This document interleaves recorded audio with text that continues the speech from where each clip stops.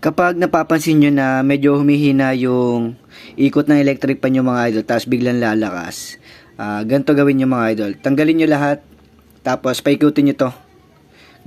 Ganito gawin nyo, ganyan.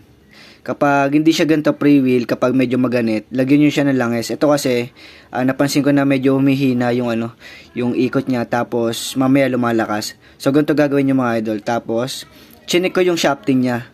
Medyo maganit na, kaya nilagyan natin ng langis. So dito, tanggalin nyo yung baka housing sa yung front cover. So ang gagawin nyo dito mga idol, kung makikita nyo to, ayan, dyan nyo siya lalagyan ng langis kasi nandyan yung pinaka-foam niya. Gagamit kayo ng ganito. Yan, gagawa kayo ng ganito. Ito yung sa baby oil. Tapos ito yung straw, lalagyan nyo niya para malagyan nyo siya ng langis dito. Yan, papatakan nyo siya dyan, kahit mga 3 patak.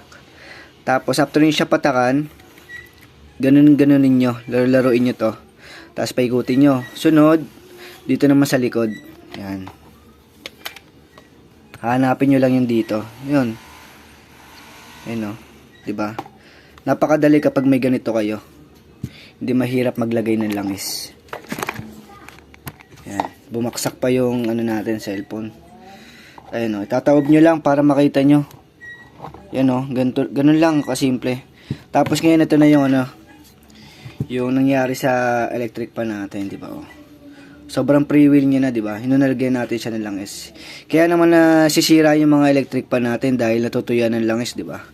So kailangan may maintenance din yung mga electric pan natin. Kahit mga 2 months, lagyan nyo siya ng langis, linisin nyo, gasan nyo yung mga grill. Ito, tanggalin yung mga alikabok. Gamit kayo ng ganito, yung paintbrush, alikabok. Tapos, pagtapos nyo linisin yung dito, syempre, lagyan nyo na ng langis. Diba, oh. Ayun, oh, sobrang pre-wheel. Kanina, may naririnig na ako nagkikiskisan eh. Kapag may narinig kayong nagkikiskisan, ano na yun, sign na yun na tuyo na yung langis natin. Kasi yung shafting saka yung bushing, kapag natuyo ng langis, nagkikiskisan na yan. So, may maririnig kayo dyan. Ayan, okay na yung mga idol. Ganun lang gagawin nyo, maglagay kayo ng langis para hindi agad masira yung electric pan nyo.